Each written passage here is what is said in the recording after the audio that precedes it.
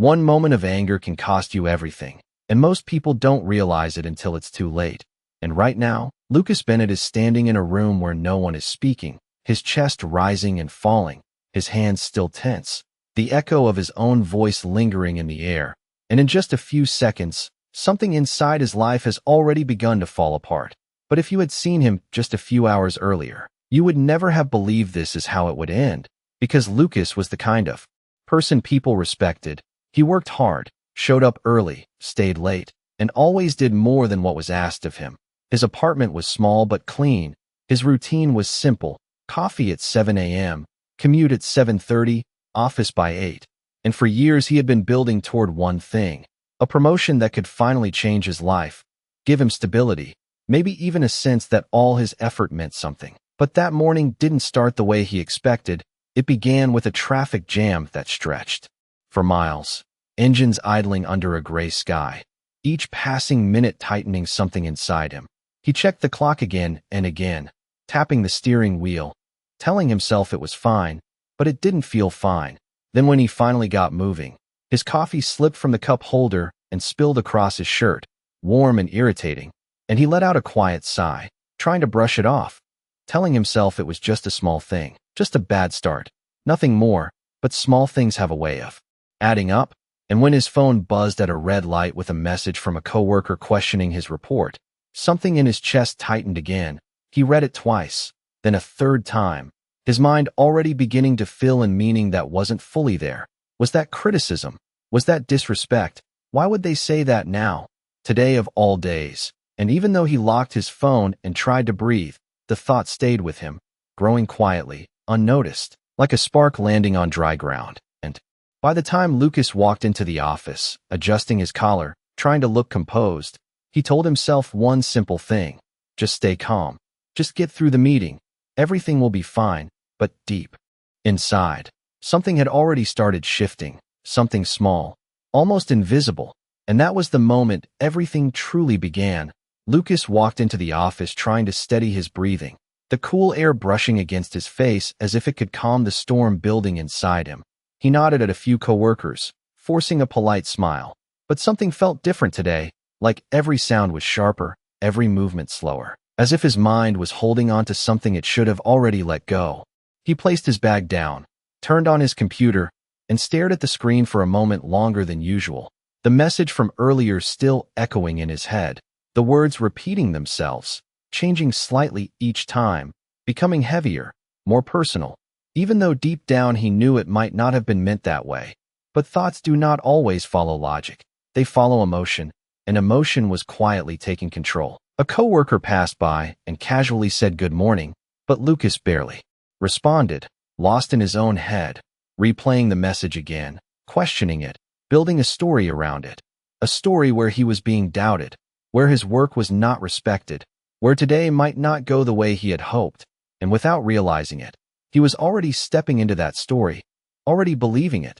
The meeting was scheduled for 10 o'clock, a meeting that could decide everything for him, a chance to present his work, to finally be seen, to move forward after years of effort. He had imagined this moment many times, imagined himself speaking clearly, confidently, impressing everyone in the room. But now as the time grew closer, his thoughts were no longer focused on what he would say. They were focused on how others might react, on what they might think, on whether they were already judging him.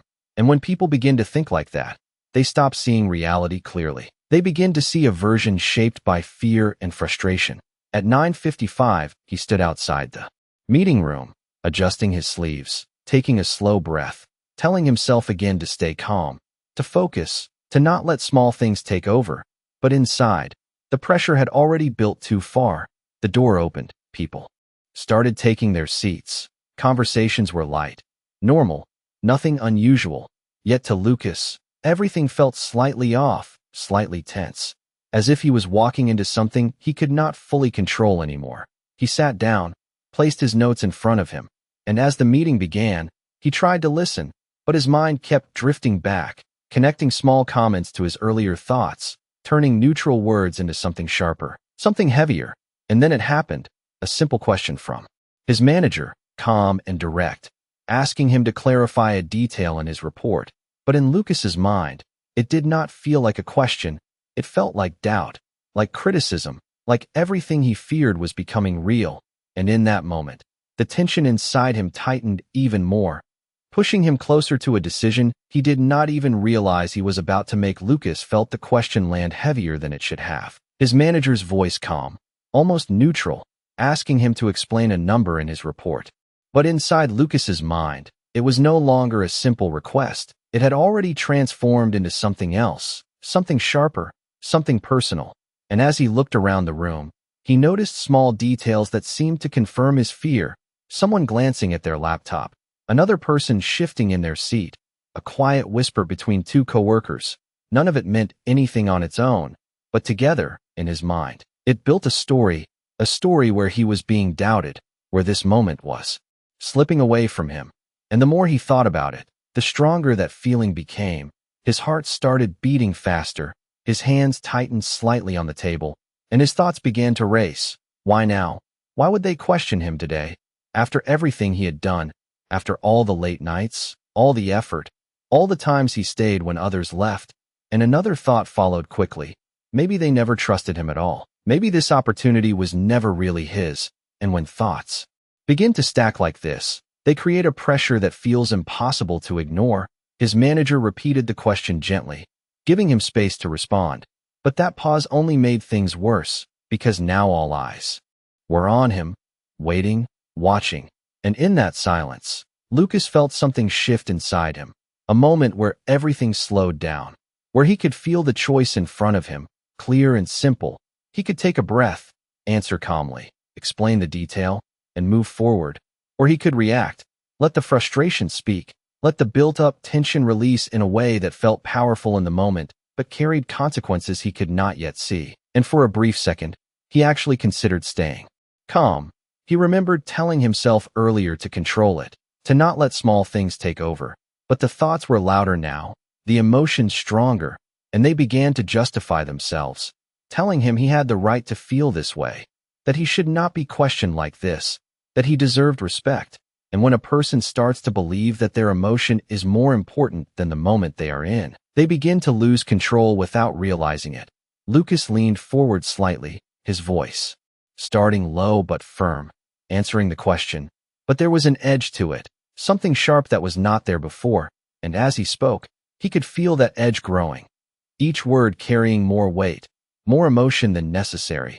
And even though part of him could sense it, could feel that he was crossing a line, he did not stop, because at that point, it no longer felt like a choice, it felt like a release. And the room, once calm and ordinary, began to change in a way that Lucas would not fully understand until it was too late. Lucas could hear his own voice, but it no longer sounded controlled. It sounded sharper, louder than necessary, each word carrying a weight that did not belong to the moment. And as he continued speaking, he felt a strange sense of release, as if all the pressure that had been building since the morning was finally escaping. But what felt like relief to him was something entirely different to everyone else in the room. His manager leaned back slightly, not interrupting, just watching, the calm expression unchanged. But the silence around the table began to shift. It was no longer the quiet of attention, it was the quiet of discomfort, the kind of silence that tells you something is going wrong even if no one says it out loud. Lucas kept going, explaining his point, but now it was no longer just an explanation. It was layered with frustration, with defensiveness, with an underlying need to prove something. And when a person begins to speak from that place, they are no longer communicating, they are reacting, and reaction rarely sees the full picture. One of his coworkers tried to gently step in, offering a small clarification, but Lucas cut in before they could finish, not aggressively, but quickly, too quickly, his tone still firm, still edged.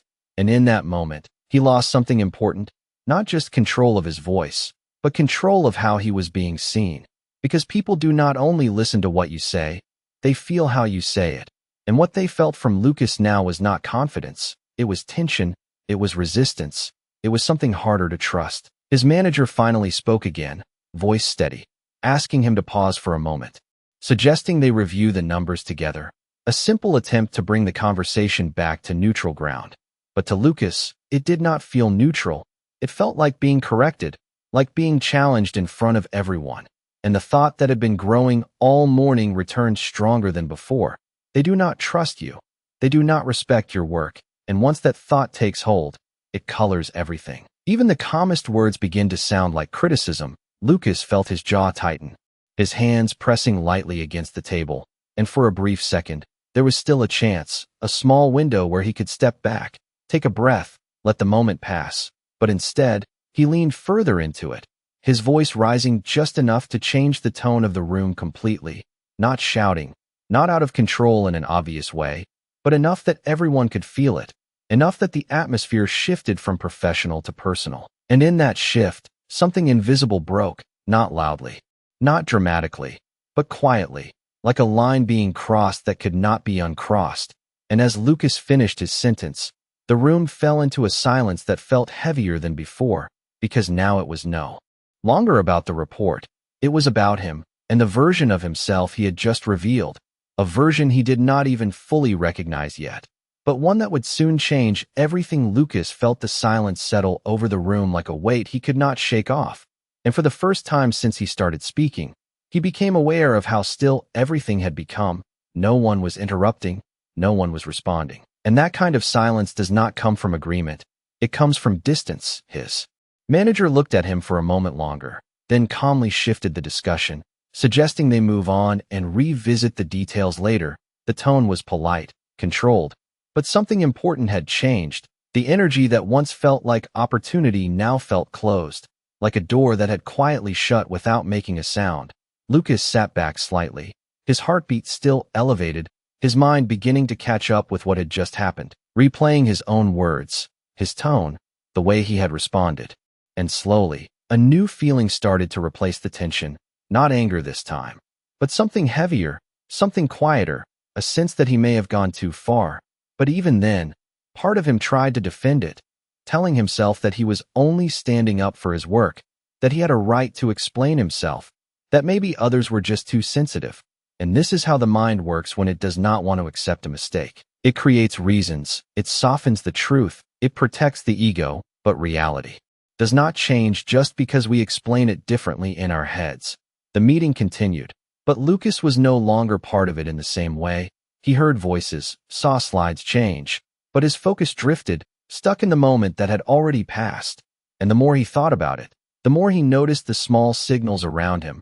Fewer people making eye contact, shorter responses, a subtle shift in how he was being included. Nothing obvious, nothing anyone would call out, but enough to feel, enough to understand that something had been affected. When the meeting finally ended, people gathered their things and left the room in a quiet, orderly way. A few offered polite nods, but no one stopped to talk. No one continued the conversation, and that absence spoke louder than anything else. Lucas remained seated for a moment longer, staring at his notes, the same notes he had prepared so carefully, the same pages that were supposed to help him move forward, and now they just sat there, untouched, almost irrelevant. He took a slow breath, stood up, and walked out into the hallway, the noise of the office returning around him, phones ringing, conversations flowing, everything normal, and yet, for him, something felt different, like the path he had been walking on had slightly shifted direction, not dramatically, not in a way anyone could immediately see, but enough that the outcome would not be the same. And as he walked back to his desk, one thought began to settle in his mind, quiet but persistent. It was not the question that started this, it was how he chose to respond, and that choice, made in just a few moments, had already begun to change something much bigger than he had expected. Lucas sat at his desk staring at the screen, but the numbers in front of him no longer made sense the way they used to. They were clear, organized, the same data he had worked on for weeks, yet his mind kept drifting back to that moment in the meeting, replaying it again and again, each time noticing something new, the tone of his voice, the pause before his manager responded, the way the room went quiet. And with every replay, the feeling inside him grew heavier, because now the clarity he did not have earlier was beginning to form. He could see it more objectively, more honestly, and what he saw did not match the version he had tried to justify in his head. He had not simply explained his work, he had reacted, and that reaction had shifted how others saw him. A coworker walked by and asked a simple question about a different task, and Lucas answered briefly. But even in that small interaction, he noticed something subtle. The conversation ended quicker than usual. There was less ease, less openness, and it made him realize something important. People do not forget how you make them feel. Even if the moment seems small, its effect can stay longer than expected. He leaned back in his chair, exhaling slowly, and for the first time, he asked himself a question he had avoided all morning. What if the problem was not what they said, but how I chose to hear it? And that question changed everything, because it shifted the focus from others back to himself. And when that happens, it is no longer about defending your actions. It is about understanding them. He remembered the traffic, the spilled coffee, the message on his phone, all the small moments that seemed insignificant at the time, and he began to see how they connected, how each one added a layer of tension that he carried into the meeting without realizing it. And by the time he sat at that table, he was no longer responding to just one question. He was responding to everything that had built up before it. And that realization was uncomfortable, because it meant the outcome was not random. It was created step by step, moment by moment, thought by thought. His phone buzzed again, breaking his focus, and for a second, he hesitated before picking it up, almost expecting another message that would trigger the same reaction. But this time, he paused, took a breath, and simply read it without adding anything to it. And in that small action, he felt something different, not a complete change, not a sudden transformation, but a slight shift, a small sense of control returning, and it made him realize something even deeper. Control is not about never feeling anger. It is about what you do in the moment you feel it, and earlier that day, he had not chosen control, he had chosen release. And now he was beginning to see the cost of that choice, not just in the room he had just left, but in how it might affect everything that came after, because moments like that do not end when the meeting ends. They continue, quietly shaping what comes next. And as Lucas looked back at his screen, trying to refocus, one thought stayed with him, clear and unavoidable. If one moment could shift his path this much, then what would happen if he never learned to control the next one? The rest of the day moved forward. But for Lucas, time felt slower, heavier, as if every minute was giving him more space to think. And sometimes thinking is not a relief. It is a mirror, showing you things you did not want to face. He tried to focus on his work, answering emails, reviewing numbers, doing what he had always done. But the usual rhythm was gone, replaced by a quiet awareness that something had shifted. And as the hours passed, small moments continued to remind him of it. A conversation that stopped when he approached, a decision being discussed without his input, a subtle distance that had not been there before. None of it was obvious, none of it was direct, but together, it formed a pattern, and patterns are hard to ignore once you start seeing them. By the time the afternoon meeting ended, Lucas no longer questioned whether something had changed. He could feel it, not in what people said, but in what they no longer said. And that silence carried a message clearer than any words. He packed his things more slowly than usual, his mind still turning over the same thought. If one moment could do this, how many other moments had he handled the same way without noticing? And that question stayed with him as he left the office, walking into the cool evening air, the city moving around him as it always did, cars passing, people talking, everything continuing as if nothing had happened. But inside him, something was different. He replayed the morning again, not just the meeting, but everything before it, the traffic, the spilled coffee, the message, and for the first time, he saw them not as isolated problems, but as a chain, each one adding pressure, each one shaping how he felt, until by the time he faced that question in the meeting, he was no longer reacting to one moment. He was reacting to all of them at once, and that realization was both simple and difficult at the same time. Simple because it made sense, difficult because it meant the responsibility was his, not theirs. He stopped walking for a moment, standing on the sidewalk, watching the light change at the intersection, and he asked himself something honestly, something he had avoided all day. If the same situation happened again, would I respond differently? And at first, he did not have a clear answer, because knowing what went wrong is not the same as knowing how to fix it. Control is not something that appears when you need it. It is something you build before the moment arrives. And that was the part he had missed. He had focused on working harder, doing more, proving his value. But he had not focused on managing the one thing that could undo it all in seconds: his reactions, his emotions, the way he handled pressure, and as he stood there, watching people cross the street, he realized something that felt both unsettling and important. The biggest threat to his progress was not outside of him. It was inside him. And if he did not learn to control it, then no matter how many opportunities came his way, they could all end the same way, not because of others, but because of one moment he failed to control. And this time, he knew. The next moment would come sooner than he expected. Lucas stood there for a few more seconds, watching the traffic light turn from red to green, people moving forward without hesitation, as if they already knew where they were going. And he realized that most people never notice the small moments that shape their direction. They only notice the results later, when something is gained or lost, and by then, it feels sudden, unfair, unexpected. But in truth, it rarely is. It is usually built quietly, one reaction at a time, one choice layered over another. And as Lucas continued walking, he began to feel a strange mix of regret and clarity. Regret for what had already happened, and clarity about what it meant. He reached his apartment, unlocked the door, and stepped inside. The familiar space greeting him with silence. No noise, no distractions, just his own thoughts. And sometimes that is where the real understanding begins. He placed his keys on the table, sat down, and let the day replay one more time. But this time, he was not trying to defend himself. He was trying to see the truth without adding anything to it. And the truth was simple: the situation in the meeting was not extreme. The question was not an attack. The people were not against him. But his reaction had made it feel that way. And that reaction had consequences, not loud ones, not immediate ones, but quiet shifts that would influence what came next. And as he sat there, he began to understand something deeper. Anger does not appear fully formed in one moment. It builds, it grows, it waits for the right trigger. And when it is released, it does not just affect that moment.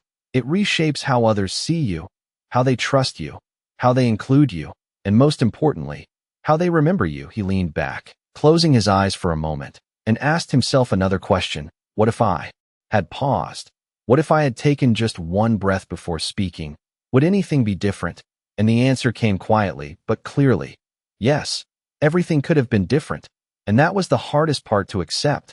Not that something went wrong, but that it could have gone right with a single decision, a single moment of control. And that realization stayed with him as he opened his eyes, looking around his apartment, seeing everything the same as it had always been, yet feeling different inside, because now he understood something he had not fully understood before.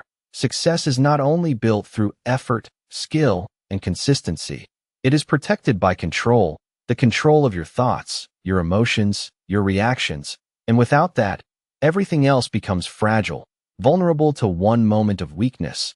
And as the evening grew quieter, Lucas sat there with a thought that would not leave him. He could not change what had already happened, but the next moment, the next reaction, the next choice, that was still in his hands. And whether it would lead him forward or hold him back would depend on something much smaller than he once believed. Something that could happen in just a few seconds. Something most people overlook until it is too late. The next morning came quietly, just like any other day, sunlight slipping through the window, the city waking up outside. And for a moment, everything felt normal again. But Lucas knew something had changed, not around him, but within him. And that difference was subtle, yet powerful, because now he was aware of how quickly a moment can shift, aware of how easily emotions can take control if left unchecked. He got ready for work the same way he always did. But this time, his mind was not rushing ahead. It was more present, more careful, almost as if he was watching his own thoughts instead of being carried by them. The drive to the office was smoother, but not because the traffic was gone. It was because he was different. When a car cut in front of him, he felt the reaction rise for a split second, but instead of following it, he paused, noticing it, letting it pass. And in that small moment, he experienced something new: control. Not perfect control, not complete calm, but enough to change the outcome. And when he arrived at the office, he walked in with the same responsibilities, the same environment, but a different awareness of himself. The memory of the previous day still fresh, not as something to avoid, but as something to learn from. He sat at his desk and began his work, and as the hours passed, small challenges appeared again. questions, interruptions, unexpected comments. But this time, each one felt like a choice point, a moment where he could either react or respond, and slowly, through each decision, he began to see the difference. Reacting is immediate, emotional, often driven by what is already built up inside. But responding requires a pause, even if it is just a second, a moment to choose what comes next, and that moment, as small as it seems, holds more power than most people realize. Later that day, he was called into another meeting, not as big as the one before, not as important, but still a moment that mattered. And as he sat there, listening, he felt the same tension try to return, the same urge to speak quickly, to defend, to prove. But this time, he remembered what that path led to, and instead of following it, he took a breath, waited, and when he spoke, his voice was steady, clear, not because the situation was easier, but because he had chosen differently. And the response he received was different too, calmer, more open, more constructive, and in that moment, Lucas understood something that no one had to explain to him. Life is not changed in one big decision. It is shaped by the small moments we usually ignore, the moments when we feel something rise inside us and decide what to do with it.